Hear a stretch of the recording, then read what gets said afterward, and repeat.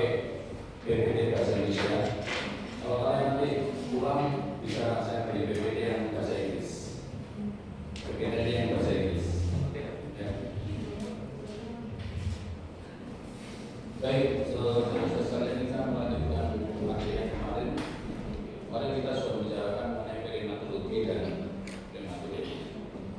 Kita sekarang bicara dengan PJT.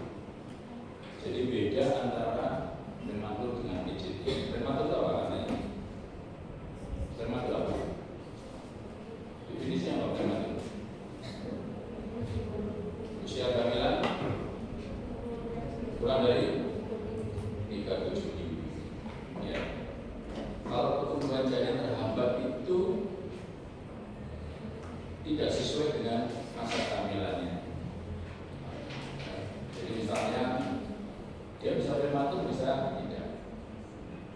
Contoh misalnya bayi cukup bulan, itu normalnya adalah 2.500, tapi dia 2.300 atau lebih ya. Itu bisa termasuk dalam pertumbuhan janin yang terhambat. Artinya tumbuh kembang bayinya itu tidak bagus. Ya, namanya aja pertumbuhan janin yang terhambat. Atau bahasa Inggrisnya adalah IUGR, intrauterine growth retardation. Jadi disebabkan oleh proses yang mempengaruhi ibu, bisa plasenta, bisa faktor dari janinnya sendiri. Jadi ini adalah penyebab kematian dan kesakitan pada neonatus. Karena itu harus saudara tahu bagaimana cara mengatasi. Jadi nanti kalau misalnya saudara menemukan bayi dengan berat badan lahir rendah BLR, ada kemungkinan memang dia murni suatu prematuritas. Kalau prematur relatif biasanya berat badannya di bawah 2.500 ya. Tapi ada kalanya memang usia kehamilannya cukup 38 minggu, tapi berat badannya 2.000. Ya. Cuma tumbuh kembangnya baik, beda dengan prematur. Jadi berat badannya 2.000 tapi minumnya bagus, kemampuan motoriknya bagus, beda dengan prematuritas. Kalau mengukur usia kehamilan pakai apa namanya? Balance score. Ya. Mungkin balance score-nya itu usia kehamilannya cukup bulan, tapi dia BLR. Ya, itu ada kemungkinan suatu intrauterine growth retardation. Jadi ada gangguan dalam proses tumbuh kembang bayinya. Ya. Nah ini adalah yang mempengaruhi pertumbuhan janin terhambat. Yang pertama adalah bisa faktor janinnya, bisa faktor ibunya, bisa faktor daripada plasenta. Faktor janin adalah bisa karena faktor genetik. Jadi kelainan kromosom pada trisomi 13, 18, 21. Jadi memang genetiknya memang tidak bagus. Ya. Kemudian ada malformasi kongenital, anencefal atau atresia pada saluran cerna, atau infeksi pada TORCH. Apa TORCH kemarin? T-nya apa? TO, toxoplasma, R-nya rubella, C-nya cytomegalovirus, H-nya herpes apa? Herpes simplex, bukan herpes zoster. Beda ya, herpes simplex sama herpes zoster itu beda. Ya, itu akan bisa menyebabkan pertumbuhan janin yang terhambat.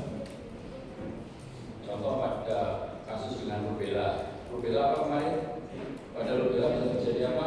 CSR, congenital CRS, congenital kayak apa? Rubella, S-nya sindrom. Apa saja biasanya? D+, katakan kongenital dan congenital disease, bisa PSD. Itu yang bisa menyebabkan terjadinya pertumbuhan janin yang terhambat. Ya.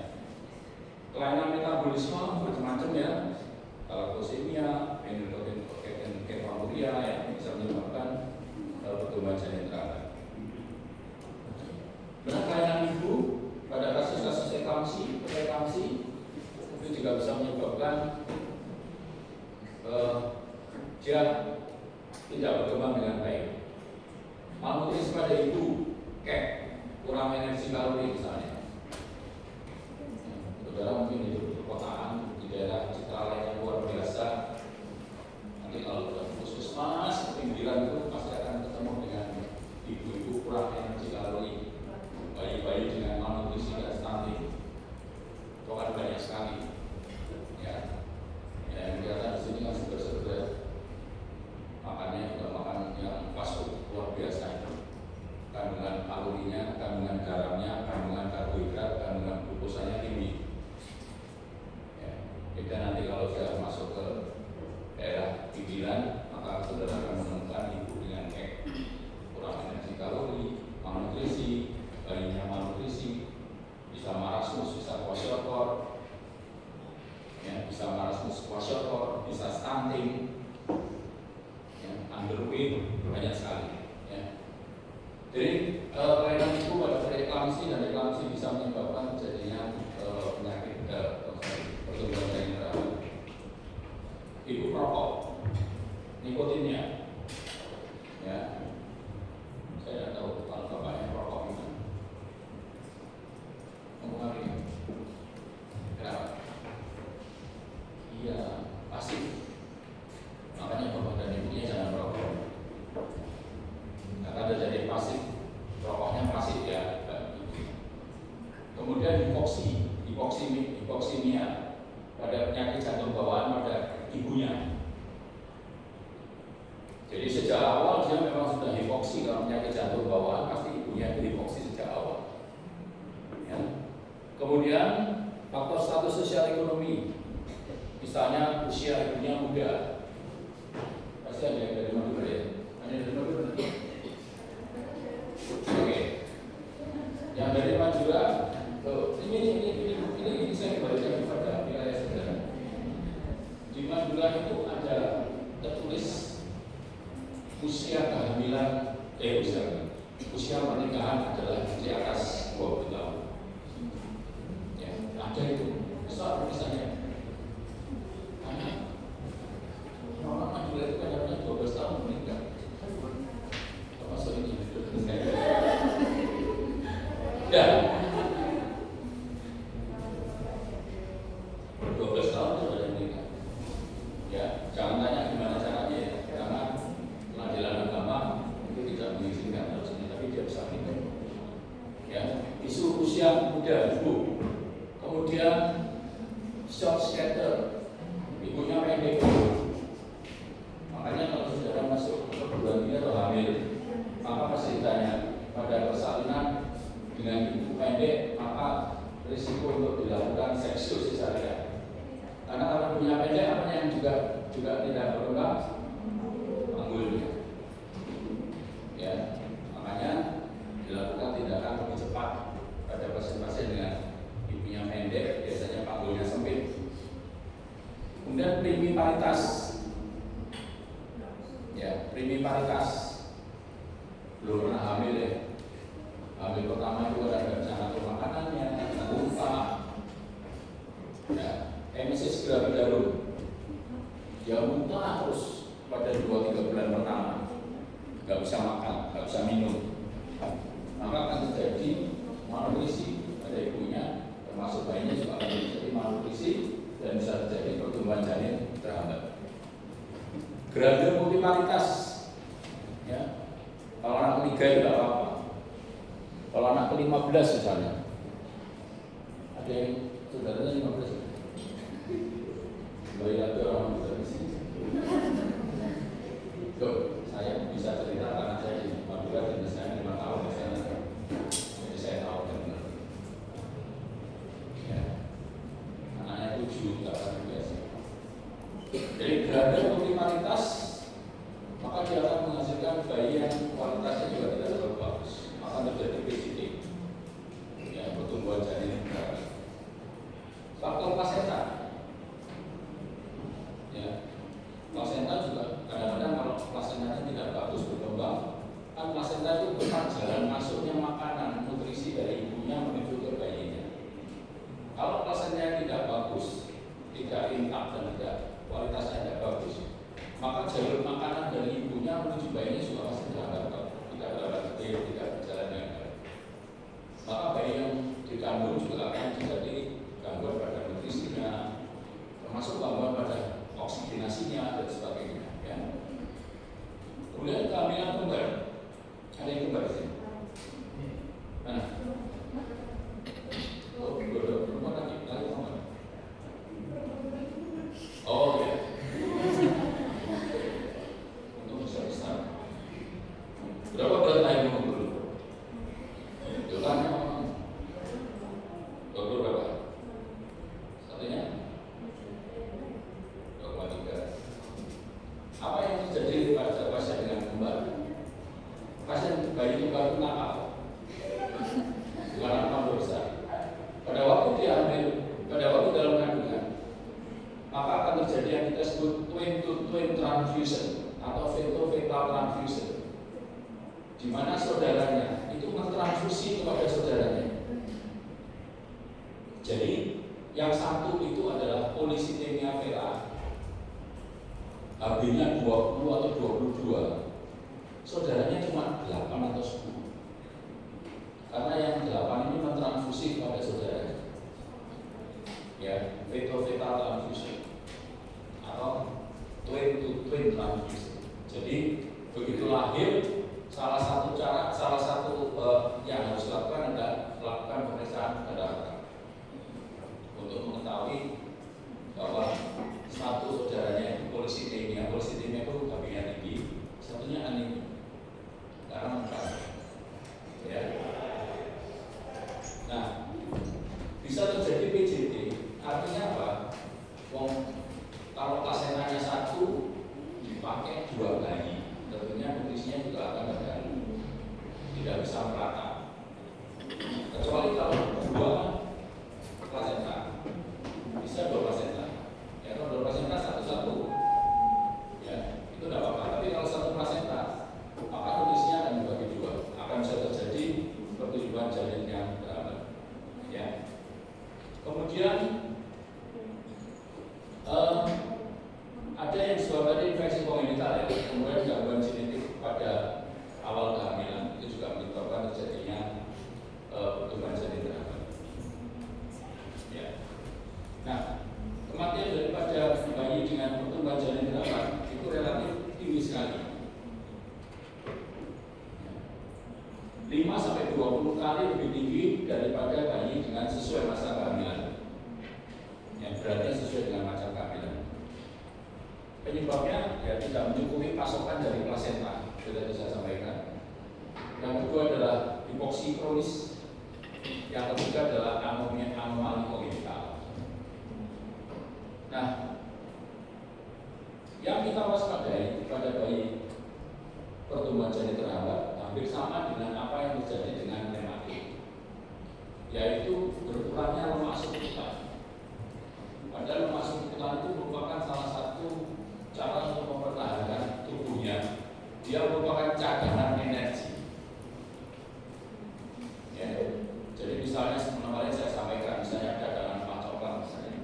Kalau dia terjadi hipoglikemia, maka lemak coklat itu dibakar dia untuk memenuhi cadangan glukosa. Kalau misalnya dia kedinginan, maka cadangan lemak itu dilepas agar supaya dia menghasilkan panas, agar supaya dia tidak hipotermia. Pada bayi PJT, pada bayi dengan pertumbuhan janin terhambat, juga prematur, juga BPRN, maka cadangan lemak itu tidak banyak, sehingga dia tidak mampu bertahan dengan suhu di sekitarnya, sehingga dia mudah terjadi hipotermia. Kalau hipotermia terjadi sianosis di mana? Di mana? Di ujung jari. Yang membedakan adalah kalau sianosis di mana? Di sekitar oral, sekitar mulut. Itu adalah penyebabnya adalah suatu congenital heart disease. Ya, mana kamu kan sudah berjadi? Apa yang keluar? Apa yang keluar kemarin?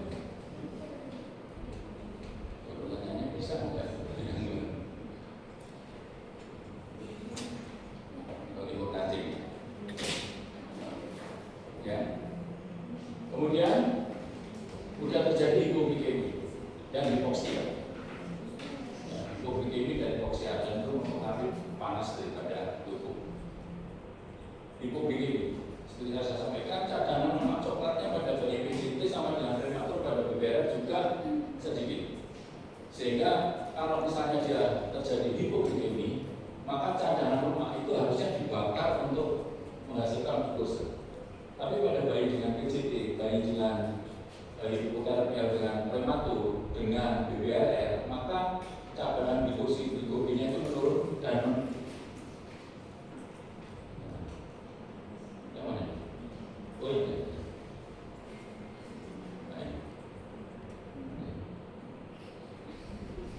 Oh pakai ini, bukan tidak pakai yang merah-merah.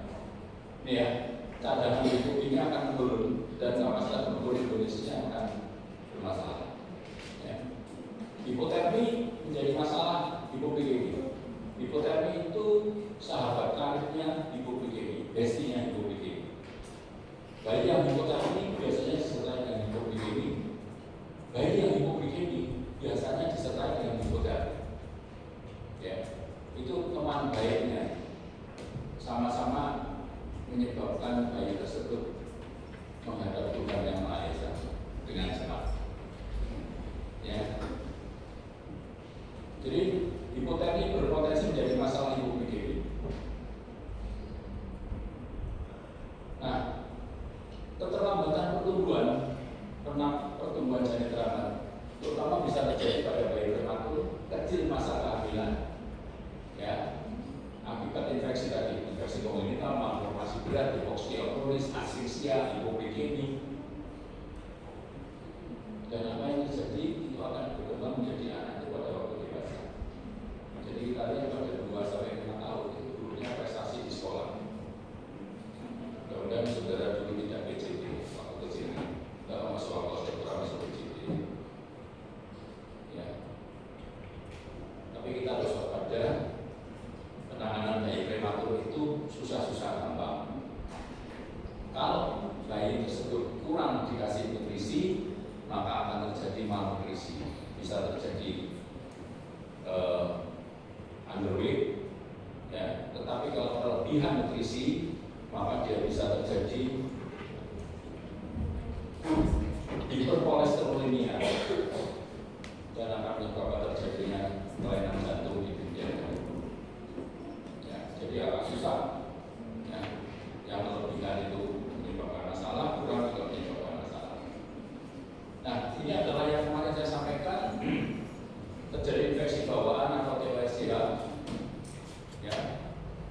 Kemudian kadar imunoglobulinnya juga tidak bagus ya, karena dia imunokompromis. Pada bayi dengan pertumbuhan janin teramat biasanya juga imunokompromis, jadi tidak mampu dia membentuk proses imunologinya, mudah sekali terjadi infeksi. Ya, mudah sekali terjadi infeksi. Nah, pemeriksaan apa yang harus dilakukan? Lakukan pemeriksaan darah tepi, pemeriksaan glukosa, pemeriksaan darah tepi untuk mengetahui apakah dia infeksi atau tidak. Kemudian yang kedua, apakah ada polisitemia atau anemia? Jadi tadi saya sampaikan, kalau print to print, maka satunya anemia, satunya polisitemia. Ya. Kemudian kita lihat leukositnya. Kalau leukositnya tinggi, kita biasanya memakai leukosit untuk neonatal itu bisa sampai di atas 34.000. Itu dikatakan suatu infeksi bakteri, ya. Atau C-reaktif protein (CRP) untuk menentukan bayi tersebut ada infeksi atau tidak, atau kerusakan jaringan atau tidak. Yang berikut adalah penyebabnya, salah satunya adalah TWRCA. Jadi kita harus mengecek apakah dia terinfeksi toxoplasma, apakah dia terinfeksi rubella, ataukah dia terinfeksi cytomegalovirus atau herpes simplex. Pada toxoplasma bisa terjadi glaukoma kongenital, bukan katarak kongenital ya. Kalau rubella tadi adalah katarak kongenital, pada toxoplasma adalah glaukoma kongenital, bisa terjadi hidrosepalus, bisa terjadi anencefal, ya, atau mikrosepalik. Jadi toxoplasma, rubella, cytomegalovirus dan herpes simplex ini cukup mengganggu dalam proses organogenesis.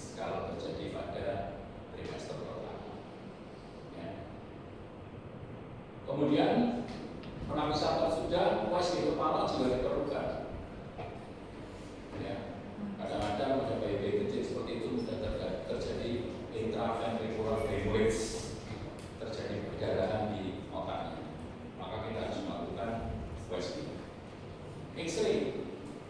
Pada X-ray pada pertumbuhan janin dengan bab apabila disertai dengan prematur, nanti yang kita bicarakan bab berikutnya ini, maka akan bisa terjadi hyaline membrane disease atau defisiensi daripada surfaktan HMD, hyaline membrane disease.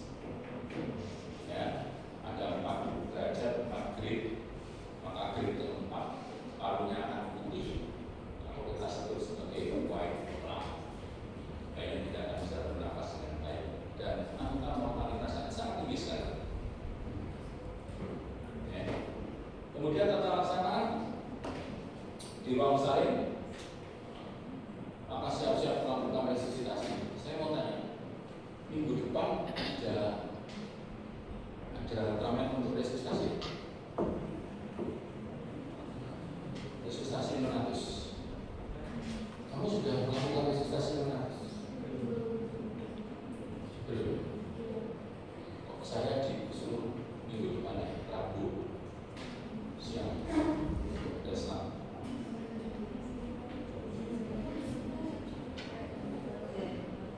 Bukan ini. Loh, untuk angkatan mana? Adik kelas. Oh, lebih tinggi, lebih di atasnya. Udah mau dulu waktu. Oh, ya, tahu saya. Minggu depan Rabu saya harus mengajar resusitasi dengan saya nggak tahu apa kelas ini, apa kelas di atasnya. Oh, juga sosial.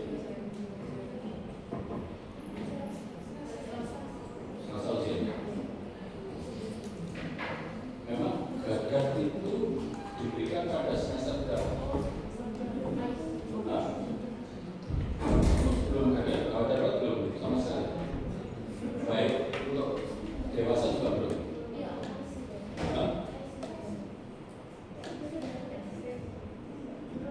Oh belum. Kakak kelas ini kamu masih berapa sebenarnya? Berapa? 70 dengan kelas internasional 7 ya, kita berapa ya? 7 80. Resusitasi 180 orang dalam waktu singkat mungkin. Kemudian saudara, kalau di atas saudara ada sampai 40-50 ya? 50. Kelas atas sudah nggak ada kelas Apa? tinggi lagi. Apa? Yang di kelas atas sudah nggak ada kelas tinggi lagi, elektif semua sudah. Yang di atas kenapa? Yang semester atas kami lagi sudah nggak ada kelas tinggi lagi, sudah persiapan koas. Loh lah iya, makanya aku nggak ngerti. Kok minggu depan saya di WA sama dokter ya kalau tidak salah untuk melatih. Oh, IC dokter itu. IC dokter. Masa? Iya. Itu jumlahnya dokter Erik yang belum muncul di jadwal.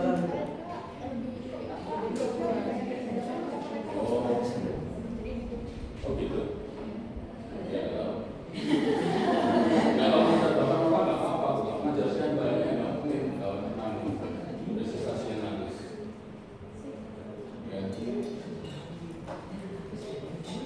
Ya, jadi harus melakukan resusitasi, siap untuk melakukan resusitasi. Kemudian jangan lupa bayi-bayi kecil itu mudah sekali terjadi hipotermia. Maka saudara harus mempersiapkan ruangan saudara jangan sampai terjadi suhunya ini. Pertahankan suhu ruangannya adalah 24 sampai 26 derajat Celcius. 24 sampai 26. Ya. Kemudian kalau misalnya dia hipotermi, maka saudara bisa melakukan kangguru, KMC, kangguru apa ini? Kangguru mother care atau PMK. Ya,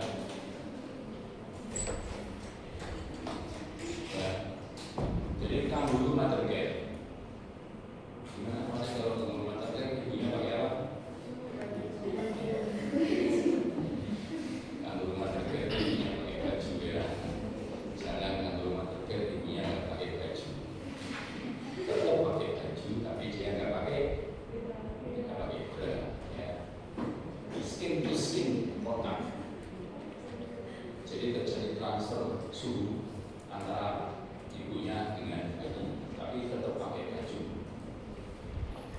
Kemudian pernikahan awal usia kehamilan, tentu kan PJT ini prematur atau tidak dengan menggunakan balance score.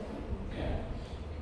Kemudian periksa glukose, jangan lupa seperti saya sampaikan sudah terjadi hipoglikemi, maka sudah dilakukan pemeriksaan pada gula darah. Ya.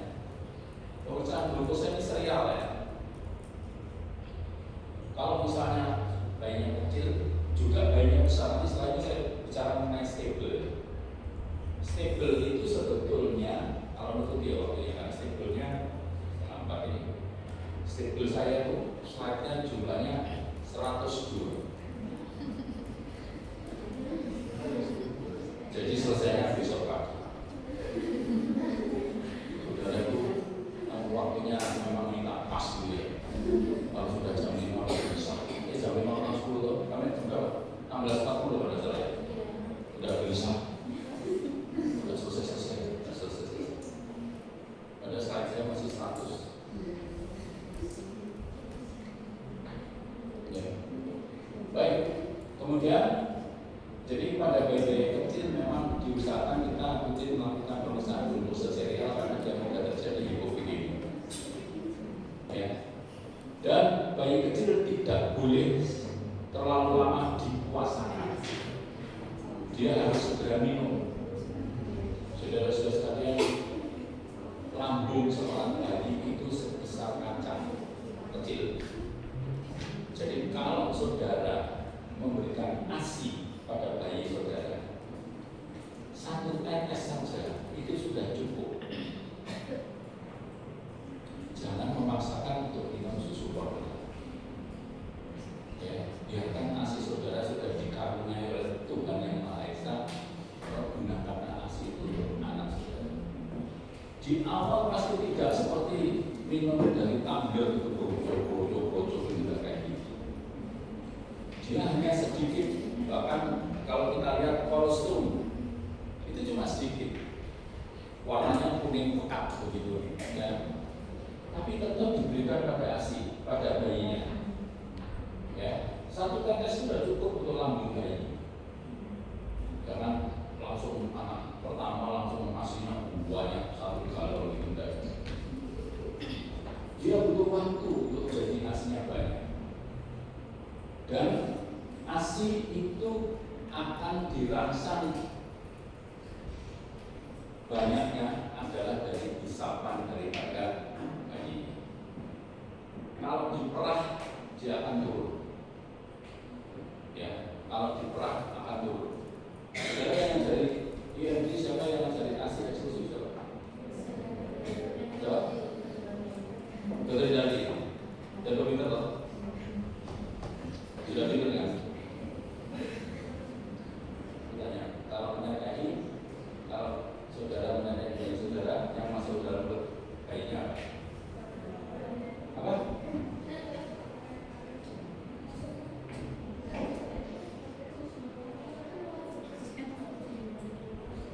Areola dan putihnya harus masuk semua. Pertanyaannya kenapa? Terus?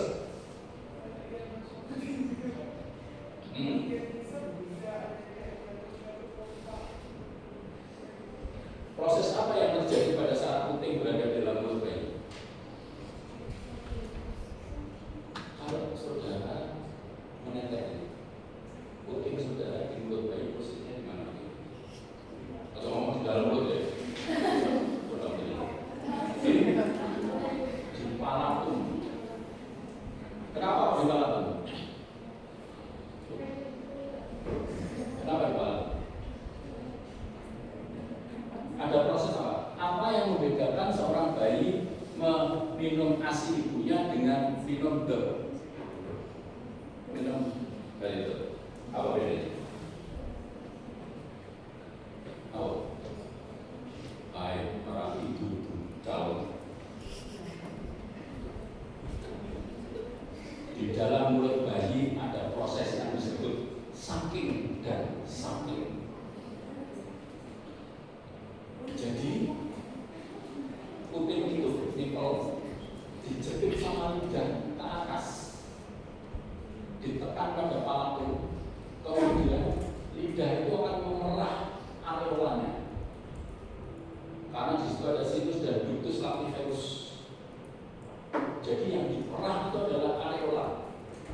diperah, asnya keluar, disedot. Jadi ada saking, ada suckling, ada swallowing. Jadi diperah, disedot, ditelan. Ya, saking, suckling, swallowing. Nah, pada bayi prematur, pada bayi PJT, kemampuan itu belum bagus. Ya, makanya kadang-kadang susah untuk minum kita. Nipol ibunya sudah masuk, airnya sudah masuk. Jangan-jangan 800 gram mulutnya kecil, nipolnya gede, nggak bisa masuk. Sudah masuk, belum tentu dia bisa sakit, belum tentu dia sakit.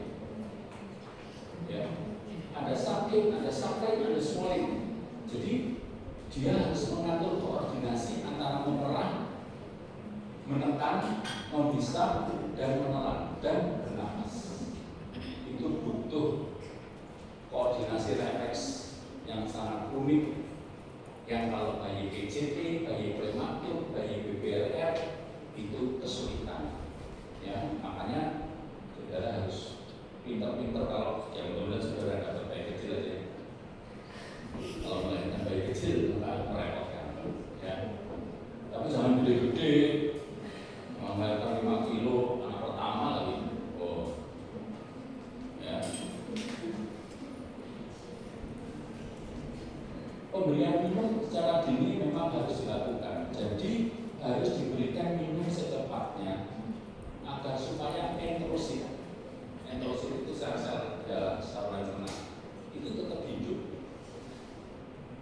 Kalau tidak, dia terjadi atrofi, tidak berkembang. Ya, makanya pada seorang bayi kecil kita menggunakan yang disebut sebagai tropic feeding. Tropic feeding itu sebenarnya cuma 1 cc per kilo. Jadi kalau yang kembar ini 2 kilo, maka minumnya cuma 2 cc. 2 cc itu seberapa? Cuma sedikit, tapi harus minum supaya sel-sel enterositnya itu berkembang dengan baik. Ya, tetapi jangan sekaligus langsung dikasih 30. Ya. Kemudian, nah ini, jadi kalau misalnya saudara melakukan pemberian ASI atau pemberian susu yang terlalu cepat, maka bisa terjadi risiko necrotizing enterocolitis. Karena kalau mobilitas daripada usus bayi yang prematur atau kecil itu tidak secepat pada yang bayi cukup bulan. Kalau yang cukup bulan masuk dalam lambung, langsung dicerna, langsung masuk usus halus, langsung masuk kolon, sekum keluar. Tapi pada bayi kecil, kadang-kadang dia tertahan di lambungnya lama. Makanya memberikan minum pada bayi kecil adalah tropic feeding, pelan-pelan naik bertahap. Ya, naik bertahap, tidak bisa langsung. Kemudian memberikan lingkungan suhu yang sesuai. Jadi saya sampaikan tadi, pertahankan suhu adalah 24 sampai 26 derajat Celcius. Ya. Nah, kemudian nutrisi yang cukup, imunisasi tepat waktu. Siapa yang belajar imunisasi? Dari juga, dokter Aleta. Berarti udah pinter ya imunisasi ya? Betul. Kenapa pemilihan harus ada gini? Kalau saya masih di Suwandi, dokter Aleta itu imunisasi sampai 9 bulan. Apa saja imunisasi sampai 9 bulan? Urut, siapa yang bisa urut? Bayi lahir apa imunisasinya? Apa?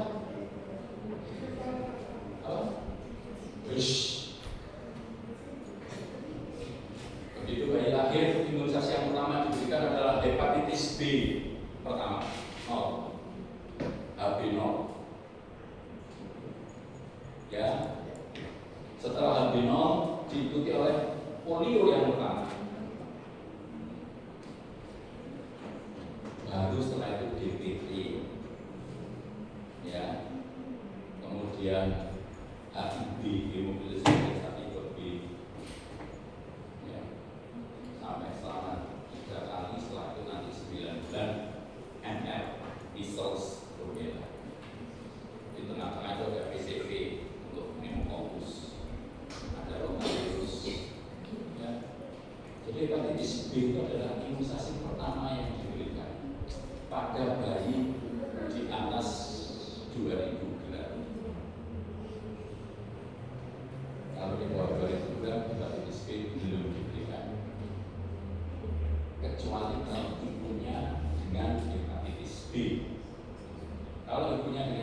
hepatitis B, maka imunisasi pertama yang diberikan pada bayi itu adalah hiperimunoglobulin B. Ya, kita mengenal dengan hiperhep atau untuk membersihkan hepatitis B yang ditransfer dari ibu. Ya, jadi imunisasi harus saudara lihat, harus tepat waktu. Ya. Kenapa imunisasi harus diulang?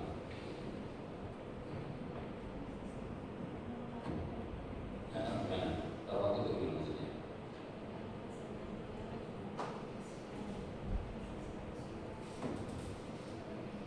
Andai kata jarak antara imunisasi DPT 1 menuju dengan DPT 2 itu adalah 1 bulan. Kalau saudara berikan 6 bulan kemudian, apa yang terjadi?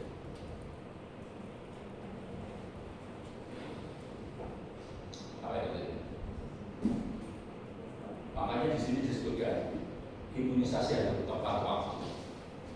Saudara-saudara sekalian, kalau saudara memberikan imunisasi pertama des ya, maka imunoglobulin atau kekebalan itu akan naik gitu. Sampai di peak puncaknya sih, setelah itu dia akan turun. Ya, turun. Pada saat dia turun di tengah, maka masuklah imunisasi yang kedua. Dia akan naik. Dia akan turun lagi. Saudara masukkan imunisasi ketiga, akan naik. Kalau saudara memberikan imunisasi tidak tepat waktu dan turun sampai bawah ini, masuk dasar nol lagi. Maka saudara memberikan imunisasi mulai dari nol lagi, tidak tinggi kekebalan yang diberikan. Ya, makanya imunisasi harus tepat waktu. Itu sudah ada penelitiannya. Kapan kita memberikan imunisasi ulangan? Jangan kemudian ada masalah agak telat, nanti beberapa lagi aja. Apalagi sudah menikmati masa COVID deh. Tidak ya? Sudah masuk COVID? Sudah masuk atau sudah belum? Pada masa COVID kita banyak kehilangan bayi yang tidak diimunisasi. Kenapa? Apa? Bukan. Karena orang tuanya takut keluar rumah, sehingga kita tidak bisa melakukan imunisasi waktu COVID kemarin. Sehingga kasus campak meningkat, kasus difteri meningkat. Ya, karena imunisasinya tidak diberikan tepat waktu. Kemudian rujukan dini untuk intervensi pertumbuhan. Saudara-saudara sekalian, siapa yang ngajarin gizi?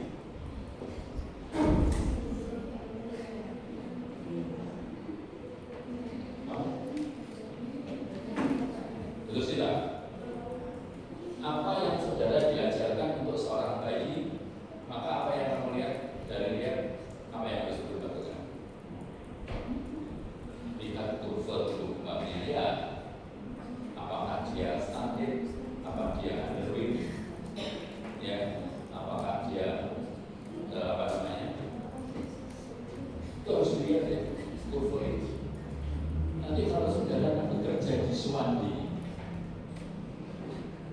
pulih anak, maka itu adalah sesuatu yang harus saudara lakukan untuk mengukur tinggi badan, berat badan itu harus termasuk lingkar kepala. Saudara berhadapan dengan pediatri, dengan anak, ya, itu mutlak harus saudara lakukan. Kita harus melihat tinggi badan dibandingkan berat badan menurut umur, ya, harus dilihat. Itu yang terjadi pada pediatri. Ya, nanti kalau di pediatri juga saya selalu ngajarin laraksit. Seorang dokter anak, kalau saudara nanti dari pasien anak, itu berbeda dengan pasien dewasa. Seperti tadi saya sampaikan, bayi prematur bukan miniatur bayi. Bayi bukan miniatur anak, anak bukan miniatur remaja, remaja bukan miniatur orang tua bukan miniaturnya lansia. Kalau saudara di pediatri, maka heteroanamnese saya selalu mencantumkan ini ya, reaksi nanti heteroanamnesia. Beda sama kamu menghadapi dewasa. Dewasa itu autoanamnesia. Saudara bisa bilang sama pasiennya, Pak, buka mulut, Pak, tangannya digerakkan, Pak, bernafas. Pada pasien anak tidak bisa. Maka salah satu cara untuk melakukan pemeriksaan adalah pada saat bayi itu tidur tenang, itu baru saudara bisa lihat. Begitu nangis, maka saudara akan kehilangan berapa frekuensi nafas. Ada retraksi atau tidak? Ya. Jadi intervensi pertumbuhan ini adalah merupakan salah satu yang harus saudara lakukan di bagian anak.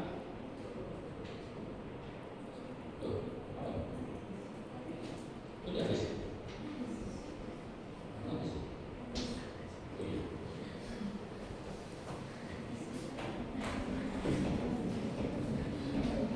Ada pertanyaan sampai di sini? Kalau nggak ada, saya akan lanjutkan.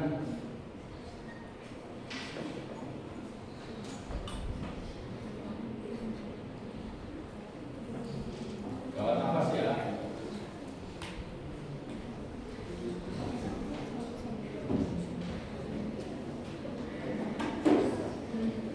Sudah punya kan materinya?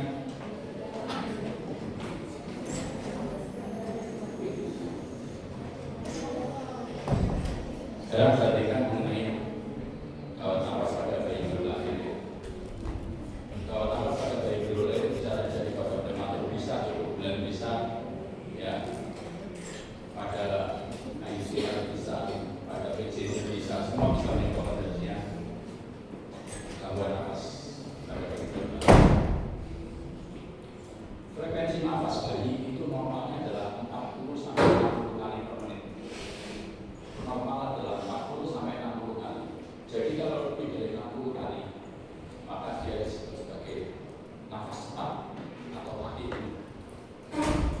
Kalau di bawah 40, maka kita harus berhati-hati, itu adalah nafas yang lambat. Ya. Kemudian penyebab gangguan nafas macam-macam. Pada penyakit paru bisa terjadi karena sebuah pneumonia. Pada penyakit jantung bawaan juga bisa. Kelainan susunan saraf pusat juga bisa menyebabkan terjadinya gangguan nafas, ya, akibat asfiksia atau terjadi perdarahan di sentral, terjadi kerusakan pada proses sentral, maka akan bisa terjadi pada gangguan nafas. Kelainan metabolik bisa terjadi hipoglikemi atau asidosis metabolik juga terjadi, bisa terjadi gangguan nafas, ya.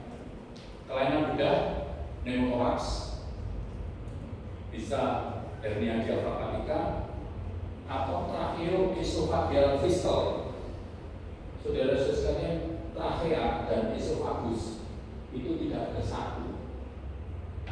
Ya, trachea, esofagus itu tidak bersatu.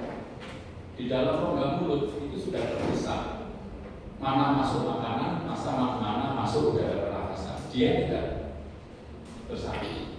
Nah, yang disebut tracheoesophageal fistula, ya, itu apabila trachea dan esofagus itu punya sambungan, ya, ada penyambungnya, bisa berbentuk huruf H. Nah, ini seperti ini, jadi sambungannya tengah, keduanya lubang. Jadi esofagus dan trachea itu berhubungan, huruf H, bisa huruf K. Huruf K itu dibelok masuk keluar. Huruf K. Apa yang terjadi? Kalau misalnya ada minum atau ASI atau susu masuk ke dalam esofagus, karena itu tempat minum dan makannya, maka dia akan bisa masuk ke dalam trachea. Jadi false, jalan yang salah. Dia bisa masuk ke dalam trachea. Dan itu masuk dalam saluran nafas. Sehingga banyak akan terjadi aspirasi, bisa terjadi aspirasi pneumonia. Ya, jadi tracheoesophageal fistula, hernia diafragmatika. Nah, kelas internasional hernia diafragmatika gimana? lihatnya. Gimana? Dilihat dari itu terus. Apa? Bisa auskultasi nanti ada bunyi apa khusus di orang. Oke, 100. Jadi pada saat saudara terjadi distres nafas dan saudara mendengarkan suara apa di usus dalam rongga paru, maka itu yang kita sebut sebagai hernia diafragmatika. Karena ususnya itu akan masuk melalui foramen glodalit masuk dalam paru. Ya. Kemudian perutnya akan terjadi scapuit, kempes, karena ususnya masuk ke dalam parunya. Hernia diafragmatika. Nah, akibat usus masuk ke dalam paru, maka dia akan mendorong parunya ke sisi yang lain, sehingga kapasitas parunya akan turun. Itulah maka disebut sebagai gangguan nafas pada hernia diafragmatika.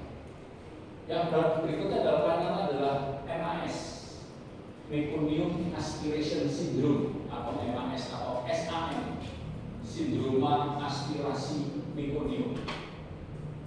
Jadi pada bayi lahir kalau terjadi asfiksia, karena asfiksia itu terjadi pada intrauterin, maka begitu lahir kadang-kadang dia sudah mengeluarkan mekonium di dalam perut ibunya karena terjadi hipoksia atau asfiksia. Nah, itu akan memberikan warna daripada mekoniumnya warna daripada ketubannya berbentuk seperti mekonium. Jadi warnanya hijau kecoklatan gitu ya. Dan begitu lahir bayinya kulitnya akan berwarna seperti mekonium, maka kita sebut sebagai meconial staining, seperti dicat mekonium. Nah, salah satu efek buruknya adalah kalau dia terhirup MAS-nya, mekoniumnya, bukan menelan. Saudara, bayi menelan mekonium tidak apa-apa. Mekonium masuk dalam lambung tidak apa-apa. Tapi kalau dia terhirup masuk dalam parunya, maka kita akan mengenal sebagai SAM, sindroma aspirasi mekonium, atau MAS, Meconium Aspiration Syndrome. Ya, dan itu akan menyebabkan terjadinya pneumonia. Angka kematiannya tinggi. Ya. Nanti kita lihat juga transien aktif nobinipun pada pemeriksaan berikut, termasuk penyakit membran diare. Ini adalah penyebab gangguan nafas menurut gestasinya. Bisa penyakit membran diare, pneumonia asfiksi, ya, pada bayi kurang bulan, pada bayi yang cukup bulan, itu adalah pada SAM atau sindroma aspirasi mekonium, pneumonia, kemudian TTNB, transient active of the newborn, bisa kelainan atau malformasi pada genital, ya, kongenital, ya.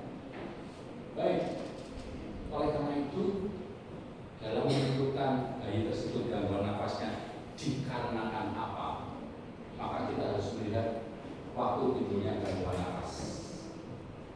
Begitu lahir saudara sudah terjadi gangguan nafas, maka ada kemungkinan banyak. Salah satunya adalah MAS. Salah satunya adalah hyaline membran disease. Nah, usia kehamilan pada bayi prematur, maka akan terjadi gangguan pada pembentukan zat surfaktan, sehingga pada bayi prematur akan menyebabkan terjadinya hyaline membran disease, HMD, ya, karena defisiensi daripada surfaktan. Kayaknya kemarin ujian keluar ya, lupa. Ya. Kemudian pada ketuban pecah dini itu juga memicu terjadinya infeksi. Kurang dari 18 jam, lebih dari 18 jam ketuban pecah dini akan menyebabkan terjadinya infeksi. 18 jam itu sudah ada penelitiannya, bukan 24 jam, bukan 20 jam, tapi 18 jam ya. Kemudian ibu demam, chorioamnionitis, ibunya febris 38 derajat, maka itu akan memicu terjadinya infeksi dan bisa menyebabkan terjadinya gangguan nafas. Ya. Riwayat asfiksi dan persalinan dengan tindakan. Jadi semua persalinan dengan tindakan memicu terjadinya gangguan nafas kalau dia bermasalah. Yang berikut adalah riwayat aspirasi, hati-hati pada bayi prematur. Seperti yang saya sampaikan, dia kemampuan swallowing dan breathing itu belum pintar melakukan koordinasi yang baik. Dia bisa saking, bisa nyedot, bisa swallowing, ternyata bareng sama dia bernapas, maka akan terjadi aspirasi dan itu akan menyebabkan terjadinya hematomas. Ya, nah saudara-saudara sekalian, tanda bahaya daripada gawat nafas adalah bayi tersebut sepsis, stridor, gasping, ada retraksi atau refusi yang buruk, shock. Apa ini aja? Jadi kalau ada gangguan nafas, biasanya bayinya bisa sianosis, bisa apnu, bisa stridor, bisa gasping. Ya, gasping itu berhenti, ya. Kalau stridor itu misalnya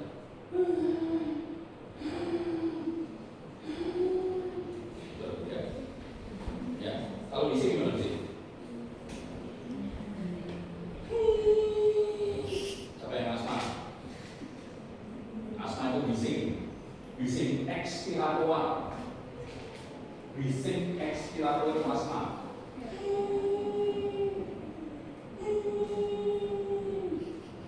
Ya. Kalau sindrom makro atau terjadi tiba-tiba, kalau saudara bareng sama kakek nenek saudara yang sudah 80 tahun makan bistik, kira-kira apa yang jadi masalah? Apa?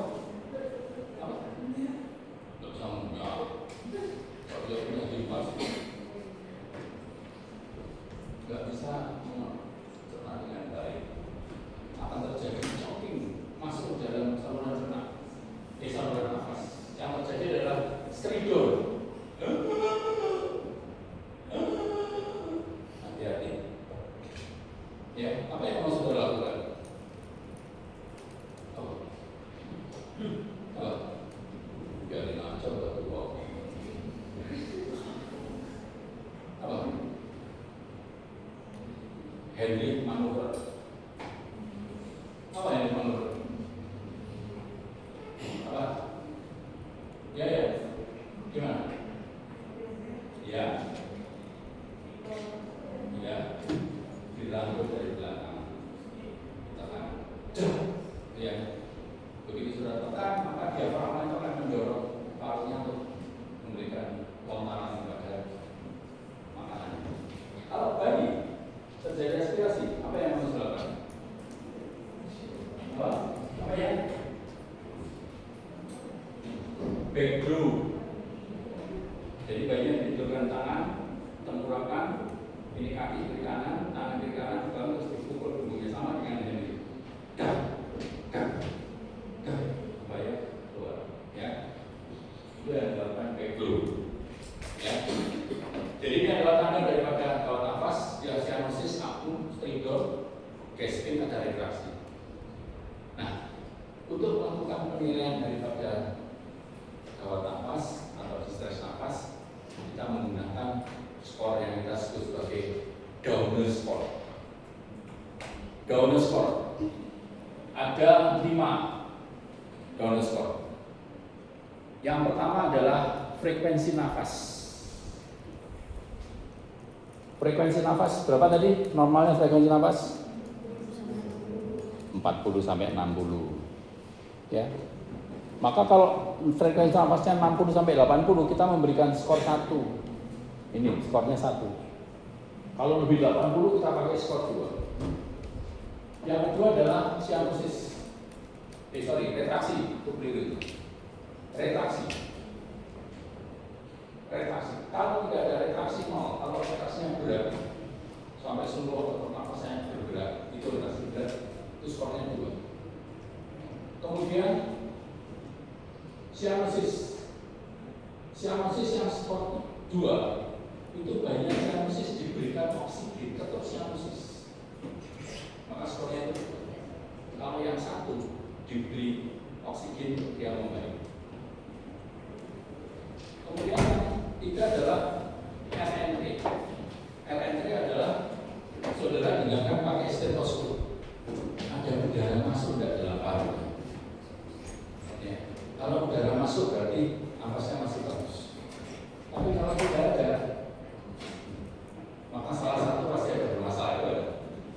termasuk bilateral. Sudah dengarkan yang satu ada udaranya, satu tidak ada. Tidak menutup kemungkinan terjadi aspirasi menutup pada salah satu percakapan yang terus. Ya. Kemudian berikutnya adalah grunting.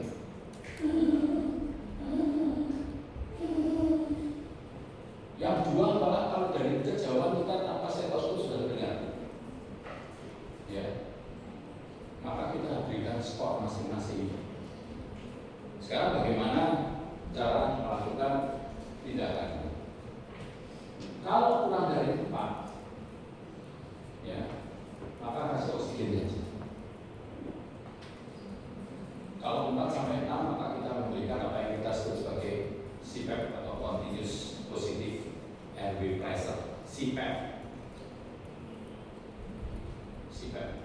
Continuous Positive Airway Pressure. Sedangkan kalau lebih dari 6, maka itu gawat nafas berat, itu harus pakai ventilator. Ya, sudah dicerna aja, bukan bagian juga. Tapi asal tahu saja Douglas score untuk menentukan ini nafas gangguan nafas ringan, sedang atau berat. Saudara tidak akan ditanya gimana caranya masang ventilator. Nah, asal tahu, ya. Oleh karena itu, yang pertama adalah siapkan alat resusitasi, memiliki staf yang sudah terlatih, dan jangan lupa ABC. A itu adalah airway. Apa airway itu? Gimana? Bebaskan jalan nafas. Kalau bayi diposisikan gimana?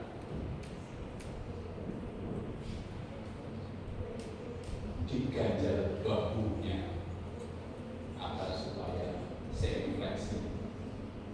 Yang diganjal adalah bahu, jangan mengganjal kepala atau mengganjal punggung. Kalau saudara ganjal punggung akan terjadi hiperekstensi, akan merangsang nervus vagus pada lehernya, malah bisa terjadi bradikardi, bahkan sampai apnea. Kalau saudara ganjal kepala, maka hidung, laring, dan paru itu tidak berada pada garis lurus karena ini tertentu. Maka yang betul adalah yang diganjal adalah bahu. Kemudian yang kedua, berikan oksigen. Ya, C adalah circulation, pertahanan sirkulasi yang baik kalau berpasang infus. Dan D apa D? Apa? D. D ada 2. Ya, pertama adalah drug, bukan drug minum keras, obat, atau cegah disability, jangan sampai dia jatuh, ya. Jangan sampai dia jatuh. Baik, ini adalah tadi gambarnya sudah ada tadi di mana saja ya, kalau tahu banyak sekali. Jadi ada macam-macam, ada drug abuse karena obat, karena diabetes mellitus pada ibunya ya, penggunaan anestesi ya. Makanya kalau sekarang saudara ibu-ibu ini pengennya melahirkan dengan seksiologi supaya tidak kesakitan gitu. Seksio dulu kita gunakan dengan central anestesi, general anestesi. Bayinya, ibunya ditidurkan dengan general anestesi, tapi bayinya ikut tidur, dan itu mengundang risiko. Ya, maka yang sekarang kita menggunakan SAB, subarachnoid subdural ya, pakai belakang. Jadi saudara ditekuk punggungnya, anestesinya diberikan lewat tulang belakang, maka yang teranestesi adalah perut ke bawah. Jadi saudara nggak bisa merasakan kaki saudara. Ya. Kalau misalnya lampu daripada kamar operasi itu ada cerminnya, maka saudara bisa melihat perut saudara diseksi, terbuka perutnya, bayinya dikeluarkan ya. Jadi bayinya tidak teranestesi, ibunya tetap sadar. Bayinya tidak teranestesi, dia bisa cepat langsung menangis. Ya. Kemudian mekonium ini sudah ya, Ini adalah pada faktor obstetri atau ibunya. Ini adalah faktor daripada bayinya. Macam-macam tadi sudah sampaikan, ya, macam-macam kecil ini. Mudah-mudahan sudah baca nanti materinya nggak usah ada ya. Nah, pemeriksaan yang dilakukan adalah pertama adalah pemeriksaan ronsen. Ya, karena kita tahu bahwa salah satu penyebab daripada respiratory distress adalah hyaline membrane disease atau surfaktan, jadi tidak pada surfaktan pada bayi prematur. Yang kedua adalah paparan gas harus APD untuk menentukan dia metabolik atau respiratory acidosis. Kemudian pemeriksaan darah lebih lengkap, kita melihat apakah ada anemia atau tidak. Ada polisitemia tadi sudah disebutkan. Pada bayi prematur bisa terjadi anemia dan polisitemia.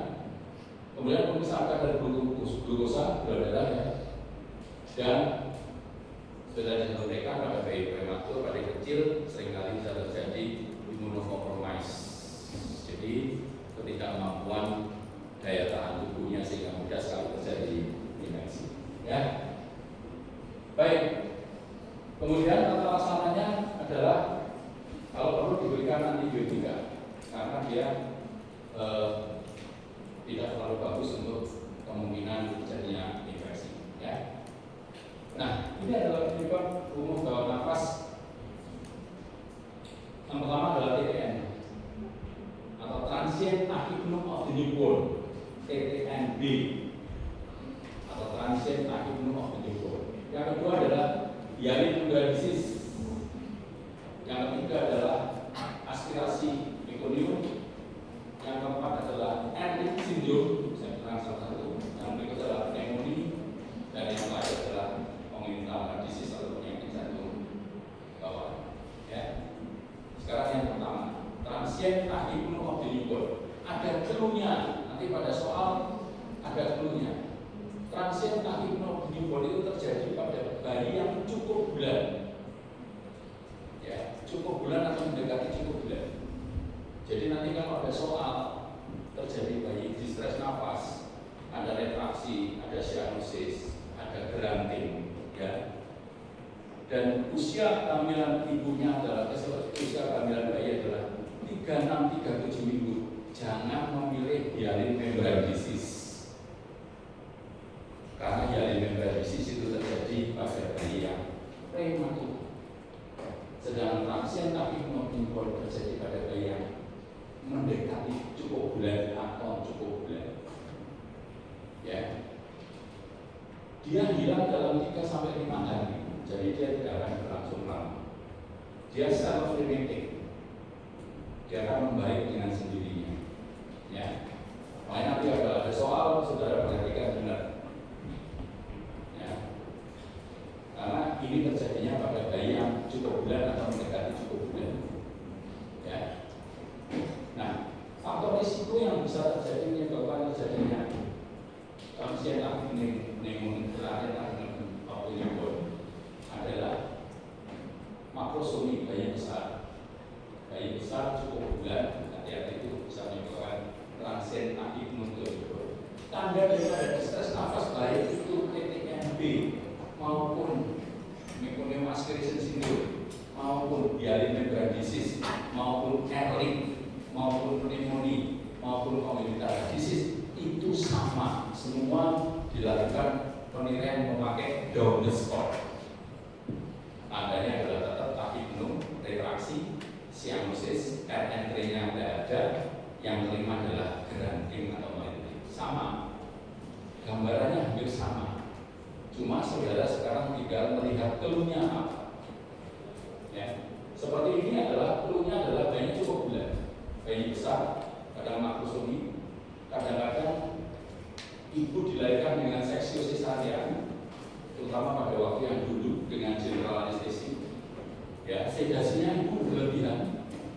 Kemudian kasusnya lama, mungkin terjadi prolong second stage misalnya. Kalau clue-nya ada, saudara jangan memilih ini adalah prematur, saudara jangan milih ini karena ini cukup bulan. Ya. Biasanya cukup bulan ya setelah kelahiran mengalami tachypnea sama ya. Kemudian granting ya. Kemudian pernapasan seperti hidung ya, retraksi ada cyanosis. 3-4 hari dia akan hilang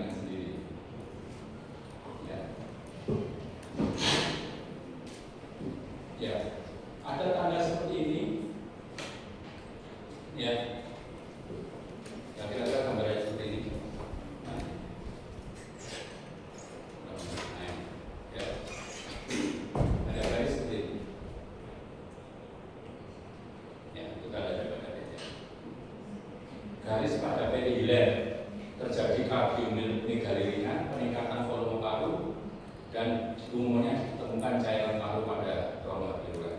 Ya, cairan pada rongga pleural. Tata laksananya cukup pemberian oksigen saja, tidak usah diperlukan karena dia ada sel pemimpin. 3 sampai 4 hari lah, 72 jam dia akan sembuh dengan sendiri. Tapi tandanya tetap sama, seperti respiratory distress biasa. Ada cyanosis, ada retraksi, ada grunting, ada PCA pernapasan hidup, ya, sama. Dia akan memperbaiki pembatasan cairan karena terlalu banyak, karena itu akan menyebabkan beban daripada parunya meningkat. Ya. Kemudian yang berikut adalah ini bersifat sembuh sendiri, tidak ada risiko kekambuhan, gejala respirasi membaik secara dengan mobilisasi dan biasanya dikatakan dengan diuresis. Jadi dikeluarkan cairannya dari parunya pelan-pelan lewat kencing ya, yang biasanya akan membaik dengan sendiri. Ya. Nah, ini sekarang yang sering terjadi pada bayi prematur adalah sindroma gawat napas atau hyaline membrane disease. Ya, hyaline membrane disease. Ini disebabkan oleh defisiensi daripada surfaktan. Jadi pada bayi prematur dia tidak bisa memproduksi surfaktan cukup karena belum waktunya surfaktannya atur, dia sudah keluar duluan. Surfaktan itu digunakan untuk mempertahankan elastisitas daripada alveoli. Jadi kalau bayi itu bernapas, alveolnya membagi. Ya. Itu adalah fungsi daripada hyaline membrane fungsi daripada surfaktan. Tapi berhubung surfaktannya tidak ada, maka dia kaku cuma ini. Jadi seperti saya ceritakan, kalau sekali dalam 1 menit dia membutuhkan 100 liter oksigen. Kalau dia surfaktannya sudah ada, sekali dia bernapas itu 5 liter. Maka 20 kali sudah tercapai 100 liter. Tapi kalau surfaktannya tidak ada, dia cuma ini, cuma 1 liter, maka dia akan bernafas 100 kali agar mencapai 100 liter. Ya, dan itu terjadi pada bayi prematur. Ya, jadi flu-nya adalah bayi prematur. Ya ini ya. Jadi terjadi tachypnea, terjadi retraksi, terjadi cyanosis pada 24 sampai 48 jam. Kemudian agak grunting. Sama. Jadi respiratory distress itu sama gejalanya.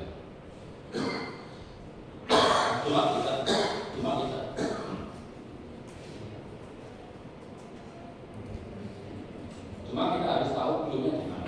Ya. Soalnya kayak gini lah soalnya nanti berputar-putar situ pada respiratory distress.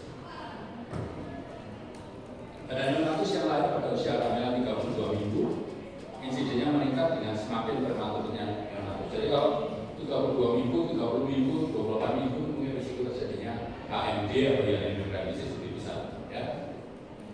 Prematur itu terjadi kelamin laki-laki.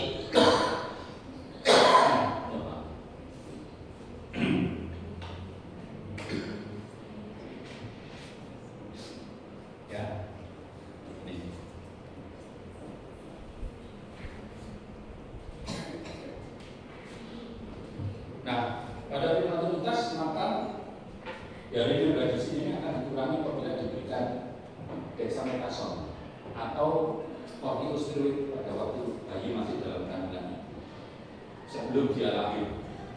Ini peran daripada teman-teman obstetri ya, teman-teman dokter kandungan agar mematulasi, mematangkan fungsi daripada surfaktan. Ya. Pemeriksaan yang dilakukan sama, ada sidosis, ada jalan darah, kemungkinan infeksi, dan kadar gula darah biasanya rendah karena terjadi pada bayi prematur. Ya. Pemeriksaan itu ada dalam berupa gram-gas appearance, di mana ada infiltrat pada kedua sisi paru. Gambarnya ini sama. Sekarang kita tinggal lihat clue-nya di mana nanti pada soalnya. Ya. Nah, ini adalah gambaran daripada hialine membran disease ya. Jadi bentukannya seperti apa ini? Seperti banyak nggak bersih gitu ya. Bahkan kalau yang grade keempat, ada 4 grade ya, itu namanya disebut sebagai white lung. Seluruh parunya itu putih. Ya, seluruh parunya putih. Karena apa? Karena kemampuan itu nafasnya tidak terlalu bagus ya. Ya, tidak mengembang dengan baik. Sehingga jaringan parunya itu terisi penuh dengan jaringan cairan yang seperti itu ya.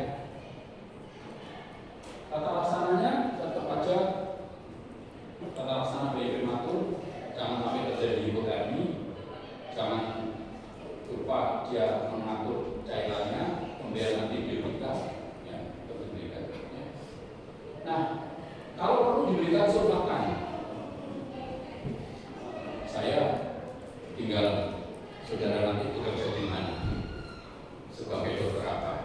Karena surfaktan itu harganya sekitar 7 juta. Surfaktan mahal, diberikan segera setelah lahir, ya 7 juta. Ya, FDS bertanggung jawab gini, bentar, saya cuma mengingatkan, saya cuma menekankan respiratory distress tanpa sindromnya. Respiratory distress itu ada 5 penyebabnya. Apa tadi itu? Hialine membran disease, TTND, pneumonia, airway, dan congenital heart disease 5. Respiratory distress disingkat RD. Tapi kalau RDS, respiratory distress syndrome, itu adalah nama lain daripada hialine membran disease. Apa itu? Minum.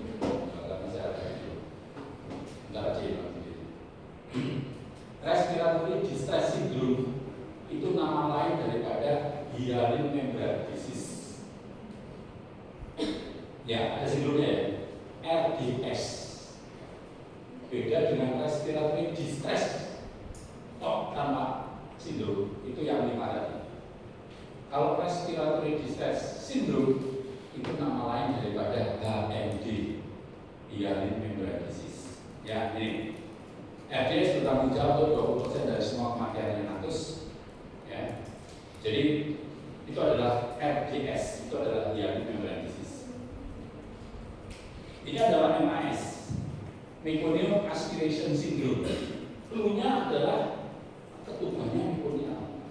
Itu cluenya.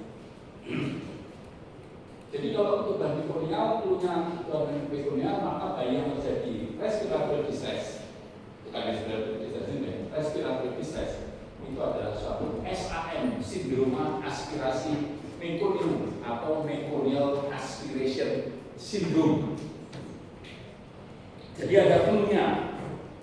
Hialine membran disease cluenya prematur. TTNP cluenya adalah cukup bulan atau mendekati cukup bulan. MAS cluenya adalah ketubannya meconial. Ya, itu cluenya. Jadi pada saat dia lahir, bayinya mungkin meconial staining, bentuk kulitnya itu seperti meconium, jadi coklat kelucuan gitu. Kemudian dia menghirup MAS masuk ke dalam saluran paru, maka akan terjadi meconium aspiration sendiri. Bukan menelan, kalau menelan tidak apa-apa. Meconium ditelan itu tidak apa-apa. Yang berbahaya adalah kalau dihirup masuk ke dalam paru, ya akan terjadi meconium aspiration syndrome. Ya. Jadi dihirupan daripada meconium itu sebetulnya sudah bisa mulai proses terjadi pada saat dia mulai masuk ke dalam jalan lahir. Ya. Kalau bayi lahir bentuknya ya apa? Caranya mulai bayinya gimana? Posisi atau kembali? Gimana? Masuk panggulnya gini atau gini? Masuk panggul.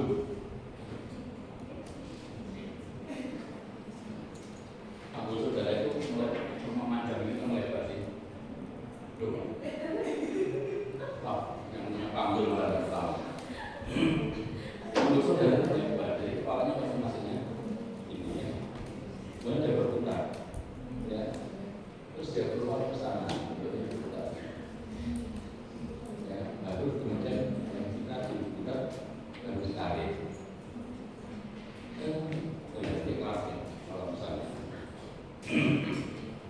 Ya, jadi tidak terus dari atas langsung gitu kayak gitu. Nah, pada saat dalam kandungan ada kalanya sudah terjadi asfiksia bayinya, dan itu akan mengeluarkan mekonium dan memberi warna atau memberi masuk ke dalam cairan ketubannya, dan dia bisa menghirup cairan ketuban itu yang terisi dari mekonium. Makanya disebut sebagai mekonium aspiration syndrome. Ya. Nah, aspirasinya akan menyebabkan sumbatan jalan nafas, pasti ya, karena mekonium masuk ke dalam sumbatan jalan nafas. Terjadi inflamasi radang, karena itu kan tidak steril banget ya, mekonium itu kan tidak steril. Dia menyebabkan terjadinya infeksi, dan kalau ada sumbatan, maka tekanan di dalam parunya itu akan tinggi. Dia tidak longgar untuk bernafas, jadi tekanan di paru tinggi, terjadi hipertensi pada paru. Faktor risiko terjadi aspirasi mekonium adalah positif, kehamilan cukup berbulan ya, hipertensi, kemudian preeklamsi, ibu penderita diabetes mellitus, kecil masa kehamilan, dan ibunya terjadi infeksi atau chorioamnionitis. Jadi ibunya sejak awal dia sudah infeksi, bayinya asfiksi, pengeluaran mekonium belum waktunya, terhirup, tersedot, atau bercampur dengan ketuban, maka bisa terjadi terhirup masuk dalam paru. Ya. Presentasi klinis air ketuban bercampur mekonium sebelum kelahiran. Warnanya hijau, kuning hijau, air mekonium pada yang atas setelah lahir. Saya sebut tadi mekonium staining.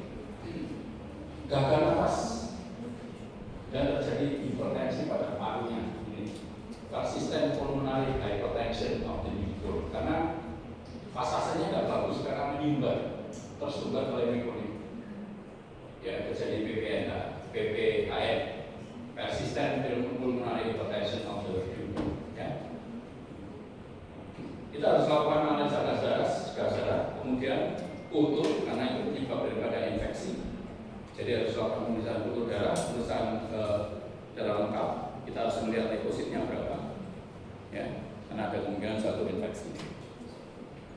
Nah, proses dadanya memang akan kelihatan mekonium itu berada di dalam parunya, karena memang terhirup dalam parunya. Jadi parunya tidak bersih ya, karena ada mekonium yang masuk ke dalam parunya. Ya. Nah ini, jadi pada parunya ini tampak bercak-bercaknya, ada bercak-bercak di sini. Ya, ini adalah mekonium yang terhirup masuk ke dalam parunya. Ya. Dan itu akan menyumbat saluran nafasnya. Berproduktivitasnya tinggi. Ya.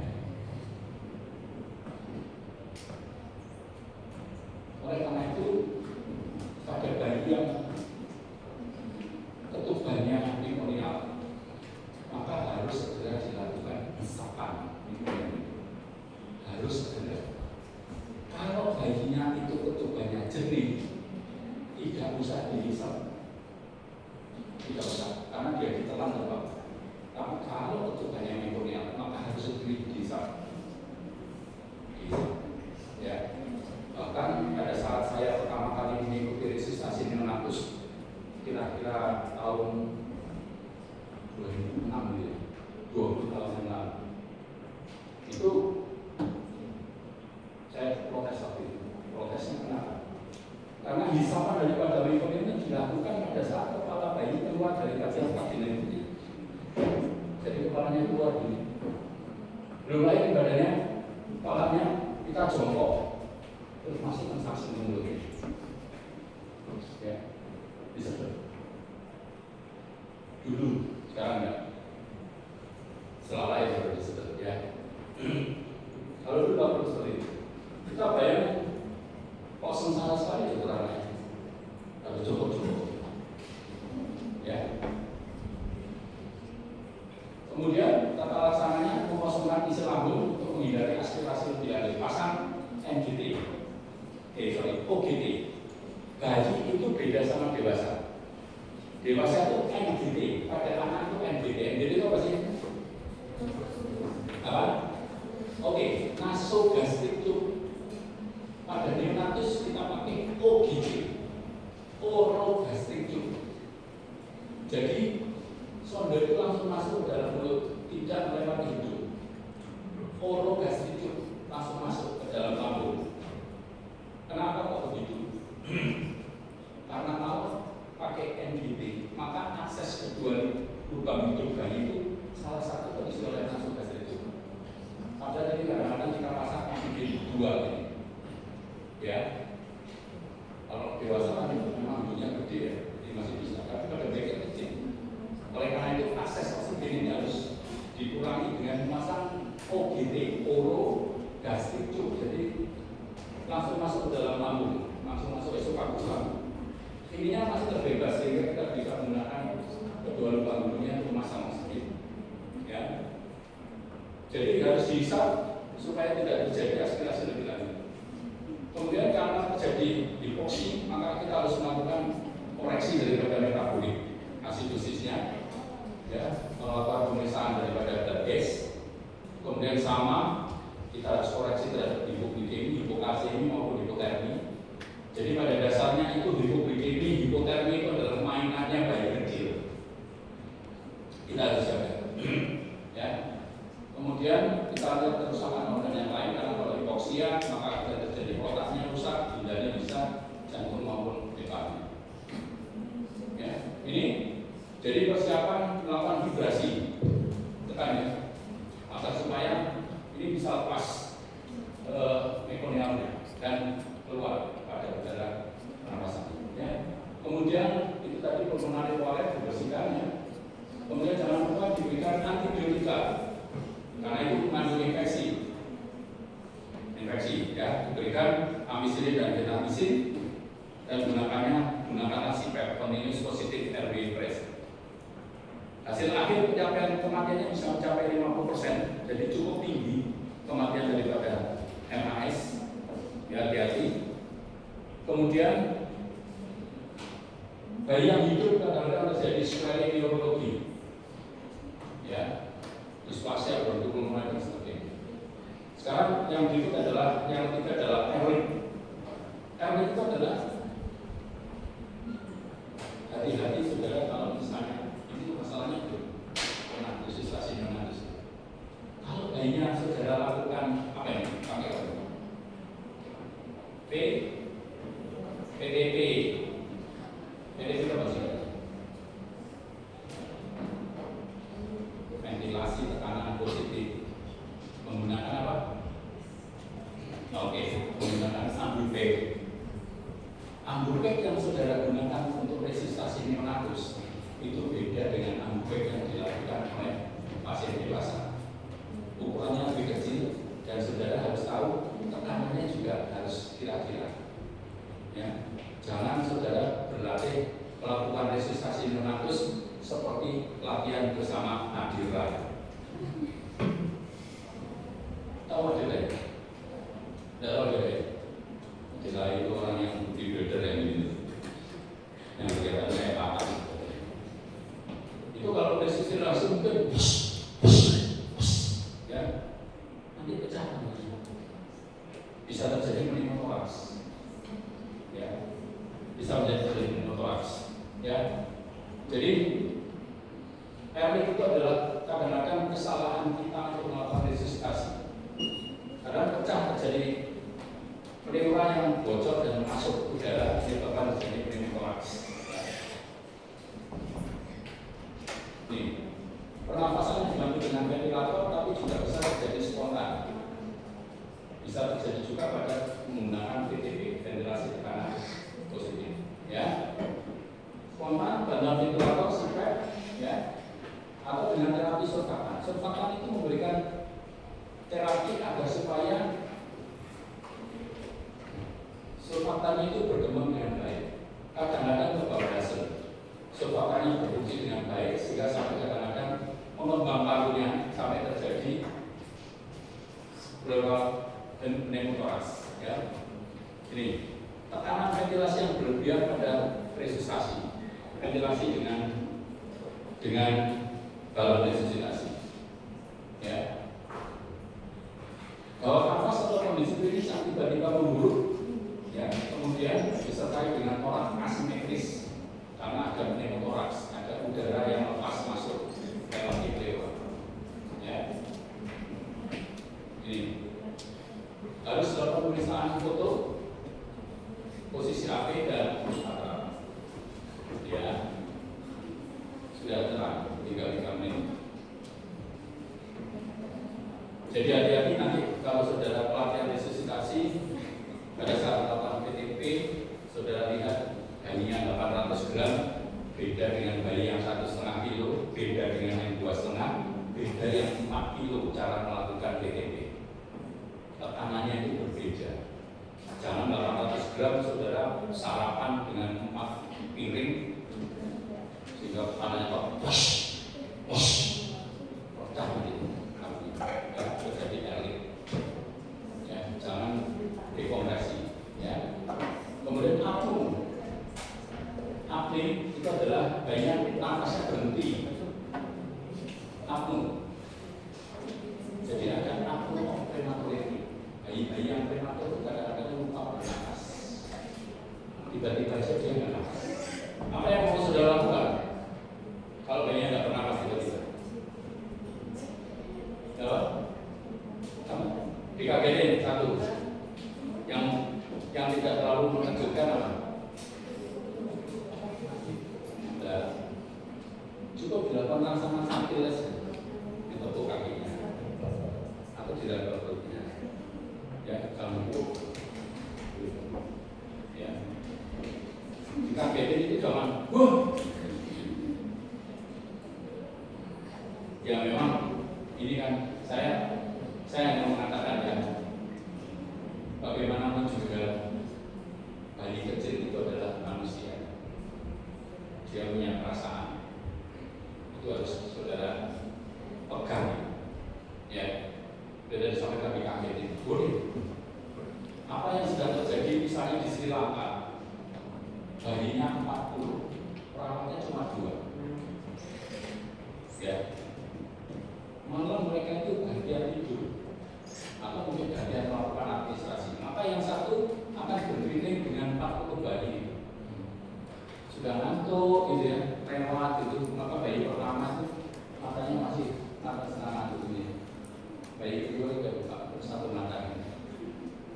Bayi kedua satu mata satu ini. Bayi ketiga kalau bayinya apung. Prematur apung. Kalau misalnya dia mau melakukan rasa taktil, apa yang harus dia lakukan? Cuci tangan.